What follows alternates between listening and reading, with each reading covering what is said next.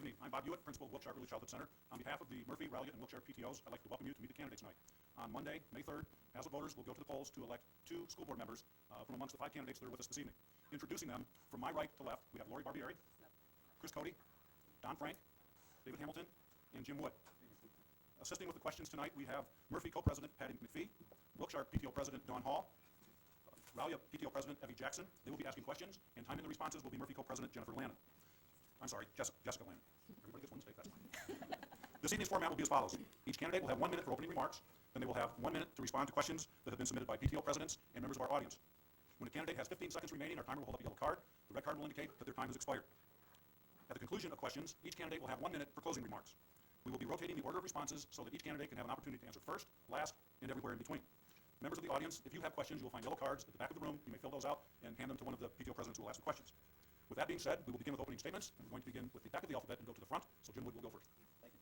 First, I guess I'd like to thank the PTO organizers and Mr. Hewitt for this opportunity in arranging this forum tonight. I think it allows the community a first-hand look at who's best to carry on the A-plus tradition of excellence that's already in place.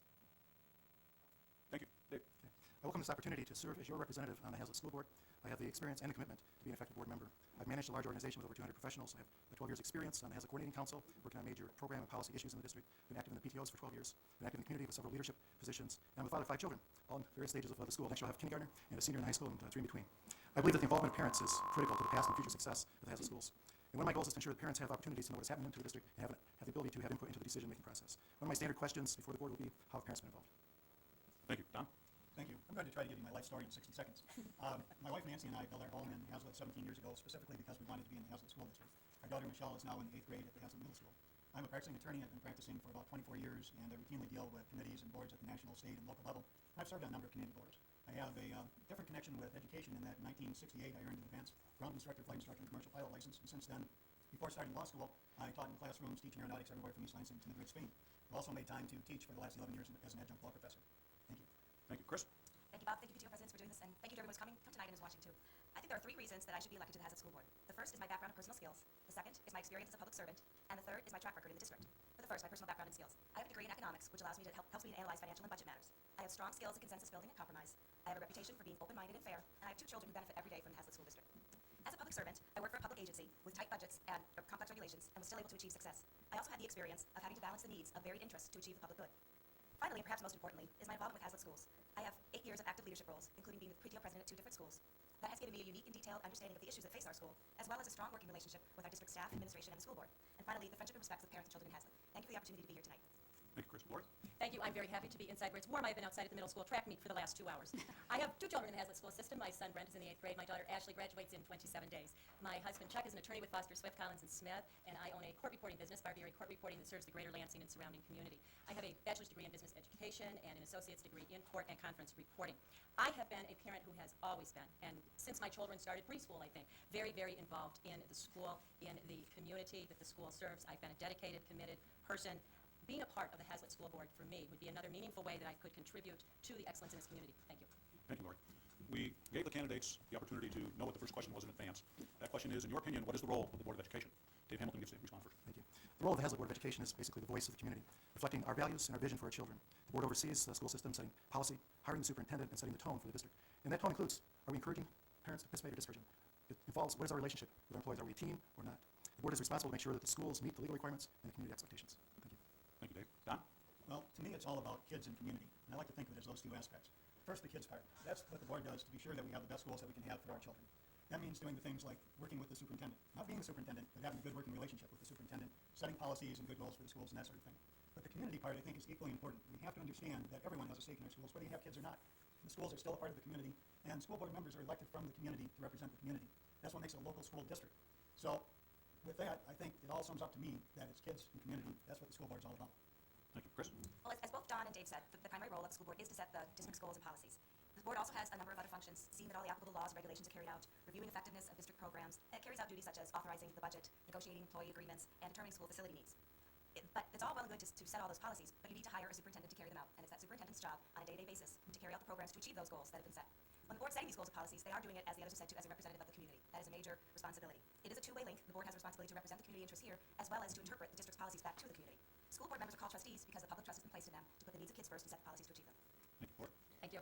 I find is the vital components of being a member of the school board in the role are, one is we are the implementers of the vision of the district's educational future. Extremely important to set the goals, define the strategies, also to have a very healthy, strong relationship with the superintendent, and also to very much rely on the facts, be an open-minded person, have respect for people who have differences of opinion, and that the common goal is to work as a team, and as a team set forth the positive goals that the school will accomplish. I also feel what's extremely important is to have very good open communication. The vital link between the school system and the public is that area of communication. Thank you. Thank you, Lori. Jim? All that said, I guess I should just say I concur. I do agree with what's been said so far, and I also believe the role is to work as a team. I think we have an obligation to look in the future and see what the future needs and goals need to be, to define how those goals are going to be met, and to constantly assess and monitor those goals. And if they need to be changed, you have to change them. The world's changing all the time. We have to learn to roll with changing times. I also agree with when you work with the superintendent. We need to advocate for the students and the public schools, not maybe just the high school or the elementary school, but the whole package. Community relations, I think it's a strong point to build, good community relations. It comes full circle if you have good community relations. You build positive relationships, you get positive feedback and support from you. Thank you. Next question, please. Next question is, what is the role of the superintendent? Don, you're first. Well, the role of the superintendent is simply that the superintendent is the head administrative officer of the school system. He has to see that the school is properly managed and liaison with the school board. I think it's critical that we maintain a good relationship with the superintendent and that we have a respectful relationship there. Just as it's critical throughout the school system that we have a respectful relationship with the teachers and everyone else in the school system, or else you get a poison that'll spread through the system that'll start to take its toll throughout the system. Fortunately, I think we do have a great superintendent, and the hiring process of that was taken care of last year, so that's not one of our tasks. But that, I think, summarizes my view of the role of the superintendent. Thank you, Chris. Thanks. The superintendent is the day-to-day manager of the school district. That's not what the school board is, that's what the superintendent does. And he does that with a very professional and excellent staff and of teachers and administrators to carry that out. He or she does have the obligation to keep the board informed, which I think is being done very well, and to be accountable to the board and show how the programs that he or she is overseeing every day are indeed achieving the goals and following the policies set by the board. And again, as Don said too, it's very important to have a relationship of trust and cooperation with the superintendent. You can have great vision, and if it isn't being carried out well, it won't happen. If you've got excellent administrators, but the vision is misguided, it won't work either. So you need trust and cooperation between the two. Thank you. Lori? Thank you. We have a wonderful superintendent in the school. It was terrific to work with him in the high school last couple of years, and I think he is a person who has terrific communication skills. I think your superintendent is your link between your administration, between your staff, between your general public, and your Board of Education. He is the one who people need to feel there is an open-mindedness, someone you can communicate with. When you have areas of concern, he's the person who you can go talk to and express those areas of concern. He also does need to be the head administrator. He needs to be the one who is in the position of bringing the issues to the board that we need to discuss. Thank you. Jim? Thank you. Again, I agree with everything that's been said. You guys are touching on key bases. It's very important to have a good administrator. Agreeing, Mr. Beal, he's been doing a great job for the 2 years I've been involved with the school system. I believe his role is to work with us hand in hand and have an open mind going both ways between the board and the superintendent to carry out and meet the goals that have been set by the board. Thank you. Dave? Thanks. Mike is the Chief Executive Officer of the district, and I hope he stays for 14 years, like the previous one did. And I think Bob Reagan really did set a model for our community with long dedicated service to the community. He showed that the superintendent really needs to be and can be an effective communicator, really getting out into the community, helping be a voice of the school district, and sets a tone, or helps set the tone of working relationships with the employees, make sure that that is a good, solid relationship, that is a good partnership that we have with employees, and working closely with the board. Again, there needs to be a partnership relationship between the board and the superintendent, but it's good for us to be of one mind of what's best for the children and work together to get it implemented. Okay, thank you. Next question, please. In times of tightening budgets, how would you prioritize and continue to meet the needs of all students? Chris? Well, that's a very tough question, and one that Hazlitt has been wrestling with for a number of years, I think pretty successfully. We've been fortunate that the budget cuts that we've had to experience so far have been carefully thought out, and I think what they've done that I would recommend doing in the future is set some benchmarks and guidelines of principles that you test all the cuts you examine against. Maybe it's class size, or other achievements, or other goals that you have set for the children, and you start from scratch and look at what the options are and test it against those principles to find out which does the least damage to those. And I have confidence that the staff here will make those kinds of recommendations. I know they're also looking at ways to combine with other districts to cut costs as well. Lori? Thank you. Costs, I think, are one of the difficult parts of education nowadays. Everything costs more money, not less, and it keeps continuing to rise. I think the key is to be able to contain the costs without compromising the quality of education that we have in the school system. And the second part of that would be is the least amount of impact that it would have on the kids within our school system. And when you reach the point of having to discuss budgets and cuts and costs, and I think that's an issue that as board members you need to have all the information in front of you in order to make good, concrete decisions on what needs to be done. Thank you. Thank you, Lori. Jim? Thank you. I think as we all know, budget problems are budget problems, not just here, but everywhere, mainly Michigan and the United States. Recently we're having Oldsmobile, part of that's closing down. Nobody likes to see budget cuts, nobody likes to give back once they have something. I think the board, I guess that's why we have a board, to take everybody's open-minded views and ideas and try to come up with new ideas to raise money, figure out different ways not to cut back, but to bring more money into the district. Having a good community relationship with the voters, so they bring in bigger budgets. Thank you. David? Okay. Setting priority for budget is a very important role for the board, working with the administration. And how that's done is a difficult task, but to set the priorities, we really need to listen to the community, listen to what the values are and what's important to the community. We need to do very practical things, such as contain cost. We need to forge a stronger relationship with both our staff, especially with the teachers, and with the parents. That I think that it's through those kinds of partnerships that we find innovations and we find the ways that we can stretch the dollars that we have. I think we need to make sure that we focus on the core academics, make sure that those are always excellent and not compromise at all. And as we hire staff, make sure we're hiring the very best and challenge them to achieve excellence.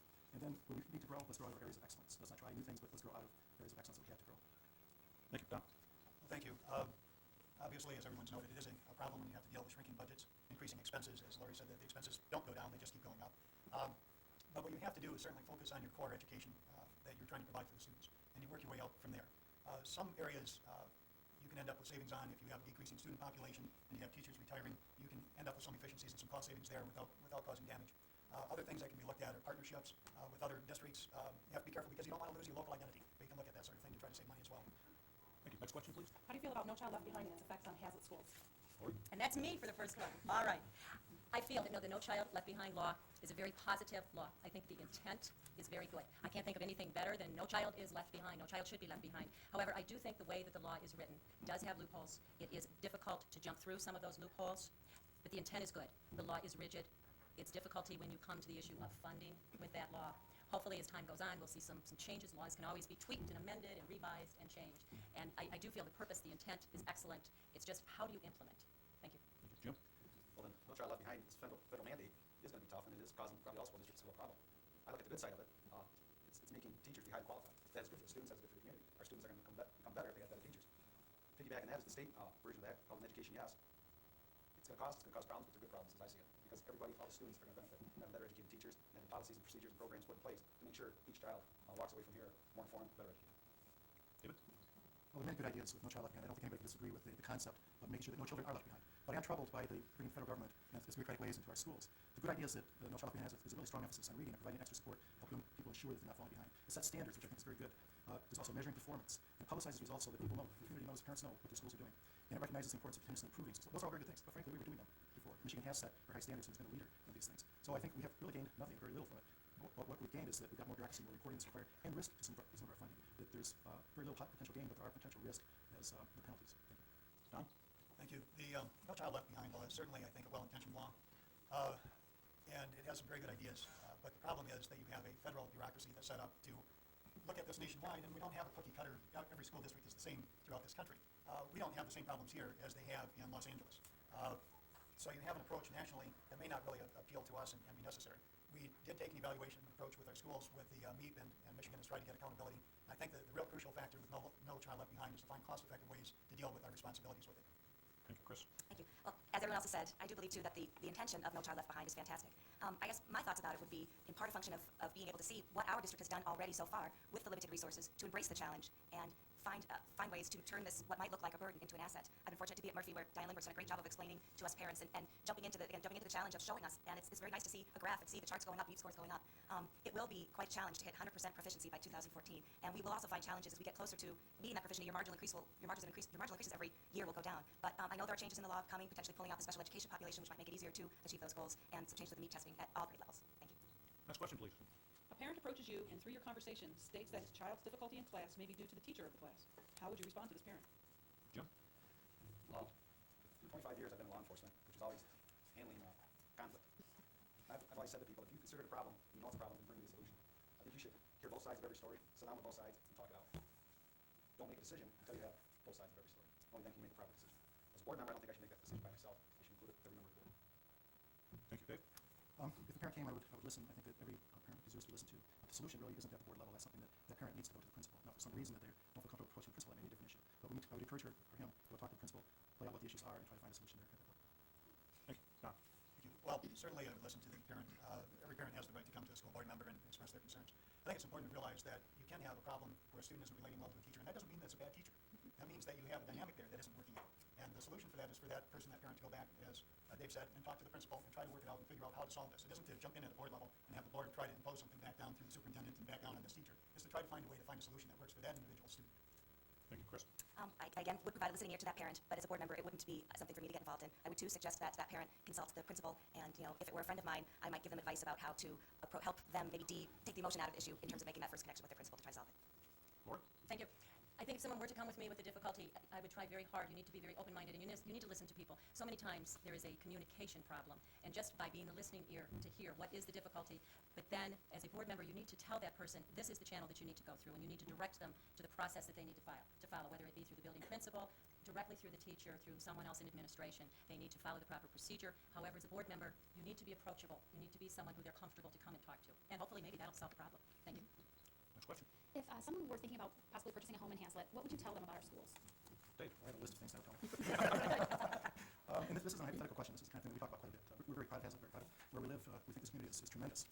And the kinds of things that I would tell the parent about Hazlet is parents are involved. And I think that's a real strength. That teachers are skilled and they're dedicated here. The administration listens to parents. The district welcomes parental involvement, especially in the elementary schools. That there's a solid academic program here. And there's excellent extracurricular programs here. And we are very pleased with the education our children are receiving. So it's a personal endorsement that we give. Thank you. Don? Well, since Dave has it all written out, I might ask him questions. Clearly, I would tell them that we have a great school system here.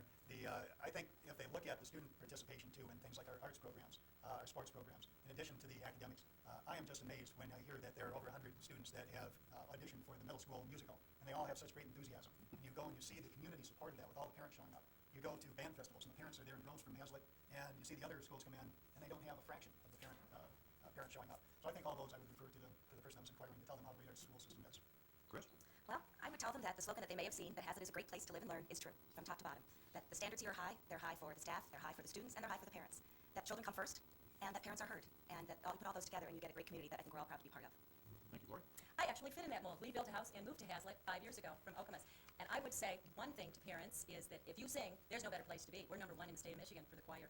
The band is fabulous. The academics are a marvelous academic background. My daughter, who's graduating, is prepared for college and is ready to go. Marvelous relationships with teachers, staff, the parent involvement. Parents are comfortable in expressing their opinions and in the thought that they are being heard. It is a strong sense of community in this school system. And I think so many things that we do here are really exceptional. Thank you. John? I think one of the easiest things I've had to do, would have to do, would be to sell the school district. I've only really gotten involved in the school district the last 3 years because my children are in the school district now. It's really amazing all the involvement and the encouragement the teachers give the parents to become involved, which helps us keep our hands-on touch too what our kids are going through and what they're learning. What's even more amazing than that is I have a sister that's a high school teacher in a different district, and even she says how people think this is the best school district in the state of Michigan. So it'd be really easy to push it and sell it, and I always point to the A+ sign you see on the trucks and the signs and everything else in the district that says it all. Thank you. Next question, please. What experiences have you had that have affected your decision to run for the school board? Don? Well, actually, I've considered running for the school board since before our daughter was born. The time never seemed to be right, and many times there were incumbents running, and, you know, they were doing a good job. There wasn't any reason to try to run against an incumbent that I was happy with.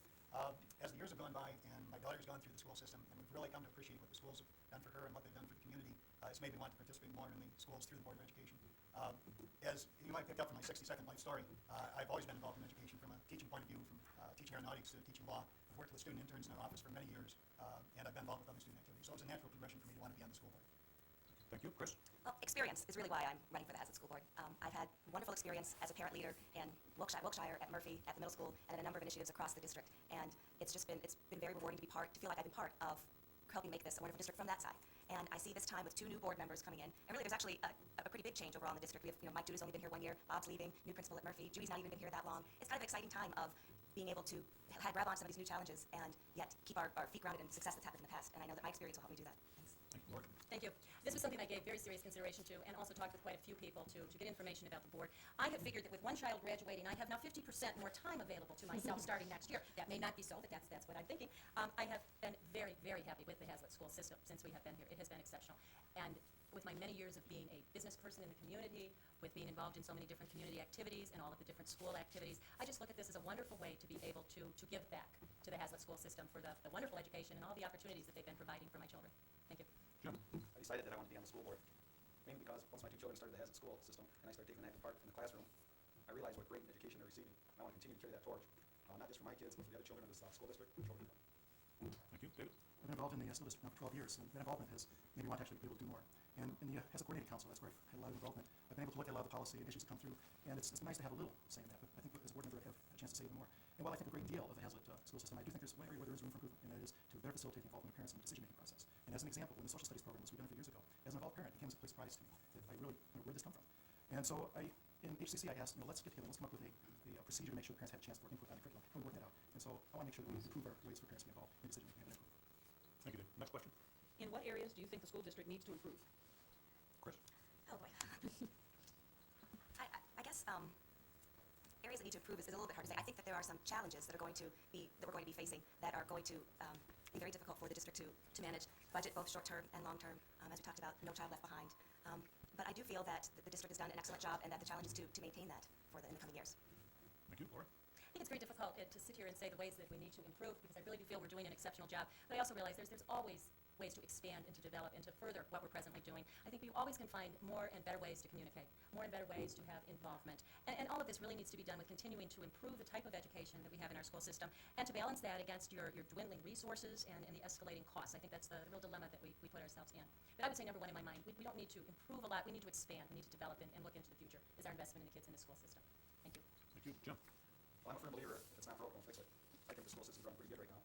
I think my kids are getting a fantastic education even at the very early years. I think the biggest uphill battle, and I wouldn't call it a weakness, that we're gonna face, referring back to the MEP scores, and yes, the education, yes, that's required by the state level, and the AYP, things like that. That's what we have to worry about as a board, not so much right now any weaknesses that the school district may have. David? And I too am pleased with the school district. It's hard to say that there's really big problems, but there is room for improvement. I've already mentioned one, and that's providing parents with more opportunities for input into the decision-making process. And allied with that, I think that we need to make the decision-making process more transparent, more understandable to our community.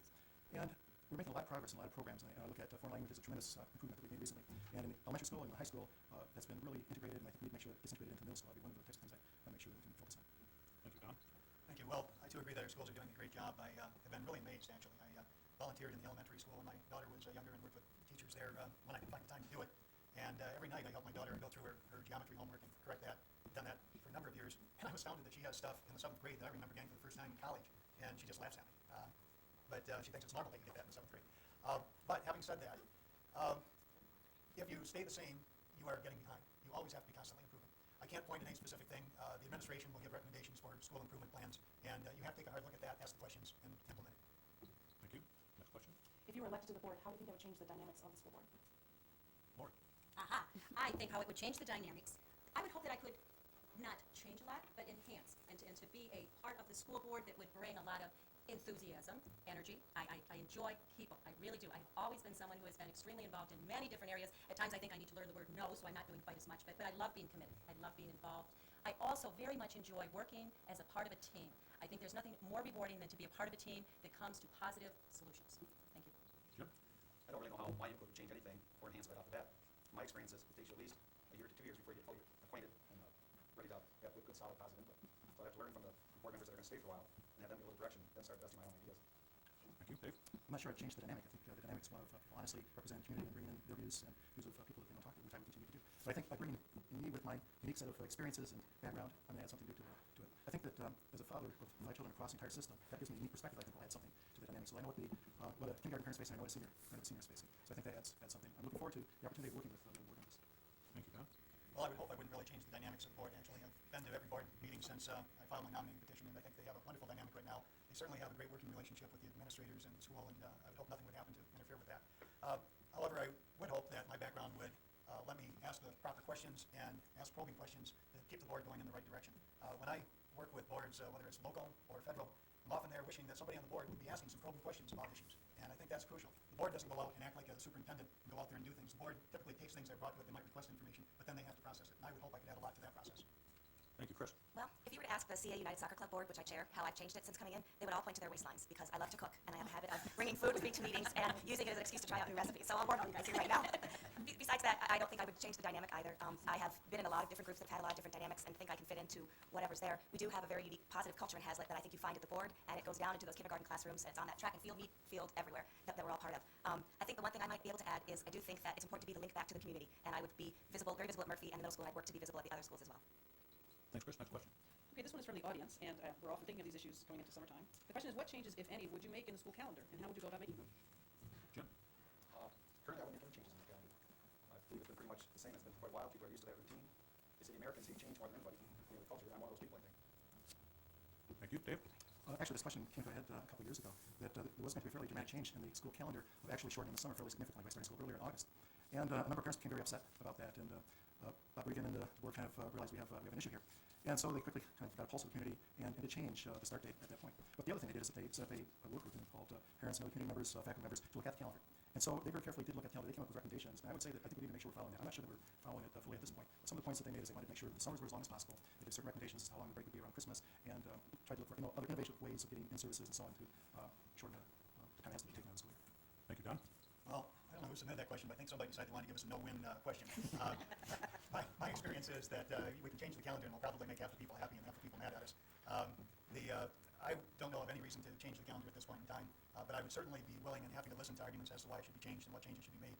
If you look at the Blackboard articles that we did, I put my email address in there and my phone number in there because if we're going to be elected to represent the community, I think it's important that the community can reach us to give us their thoughts on that sort of thing. So I would welcome any thoughts on it, but personally, I see no reason to change anything right now except to make half the people happy and half the people mad. Chris?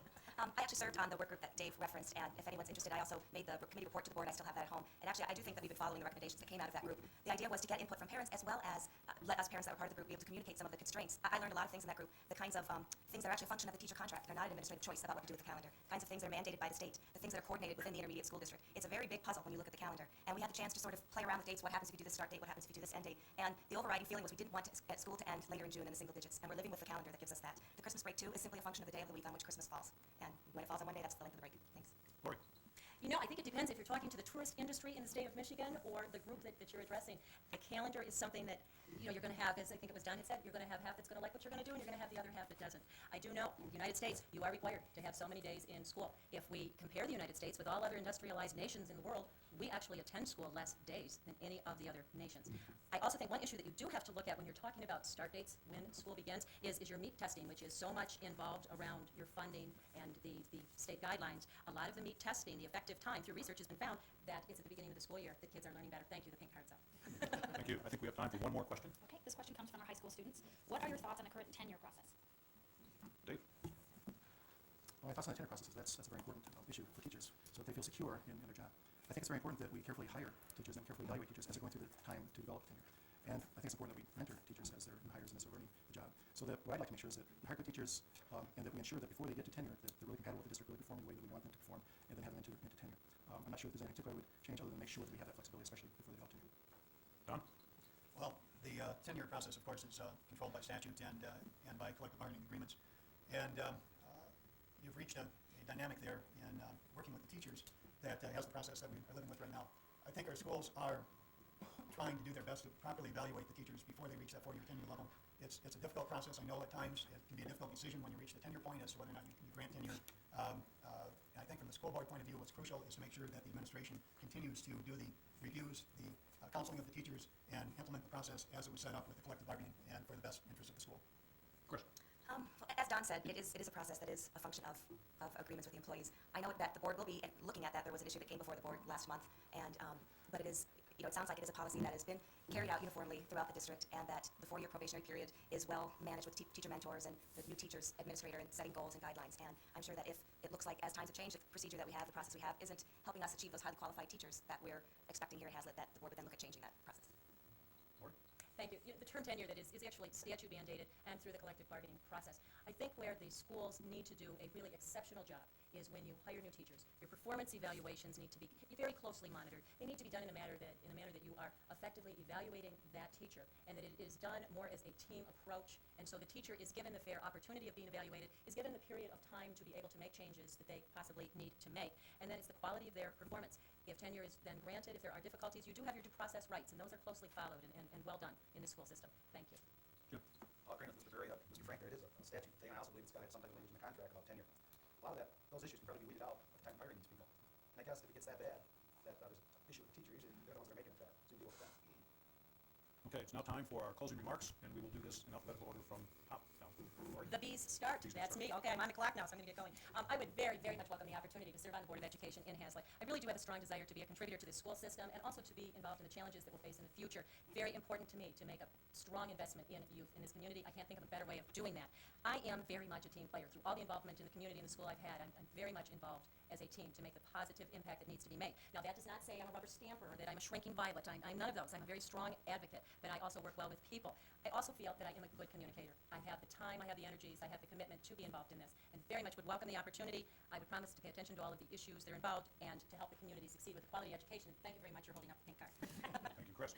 Well, thank you for coming out tonight or watching tonight or watching at a future time when we're rebroadcast on TV 25. I really do appreciate the chance to share my thoughts. At the beginning of the evening, I said I thought there were 3 reasons that I should be elected to the board: my background in personal skills, my experience as a public servant, and my experience and track record here in the district. I hope at least some of those were more elaborated on tonight and made clear. I would welcome a chance to talk to anybody more about it afterwards or another time.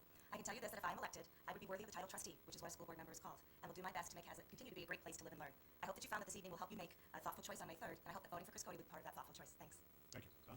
Thank you. Well, I would like to join in thanking everyone that worked to make this forum possible, and thank all of you for coming out tonight, and all of you that have watched on TV for taking your time. I know this isn't exactly high drama or even Wheel of Fortune, but you're to be commended for taking your time to try to learn more about the candidates candidates for your Board of Education. I'm not an expert on K-12 education any more than any of the other candidates are, but I do think that I have a unique background that would serve the community well if you choose to elect me to the Board of Education. I have an ambitious goal, that is to take a great school system and work hard to make it even better. I can promise you this, if you elect me to the Board of Education, I will work very hard to make this the very best school system that it can be for our kids and for our community. Thank you. Thank you. David? I'd like to also thank the PTOs for hosting this and Bob for moderating it. For those of you that are watching on TV, I appreciate your interest tonight. And when I look at our community, I really see that the schools define community life here in Hazlet. We see it in the attendance at the basketball team in the Final Four state tournament. We see it at the attendance at the high school plays. We see it at the high school choral concerts. We see it in the elementary music programs. We see whole families coming together and celebrating the accomplishments of our children. And then the biggest event of all, the high school graduation. Every year I enjoy going to open houses because I see such a sense of pride and accomplishment, both the part of the parents and the students. And I want to be a part of that. I want to help make this a better and stronger school district. The school board is entrusted with a great responsibility to our community. And I would appreciate your vote. I'd appreciate your support. I will do my best to help continue the tradition of excellence in Hazlet. Thank you. Jim? Once again, I'd like to thank everyone involved in this opportunity tonight. I believe my training, education, and experiences will make a good asset to the Hazlet Public School Board. Very good. And I'd like to thank our candidates, Lori Barbieri, Chris Cody, Don Frank, David Hamilton, and Jim Wood, as well as our PTO presidents, members of the audience, and TV 25. And last but not least, remember, Monday, May 3rd, 12 Tuesday. You have it on the wrong day. Thank you.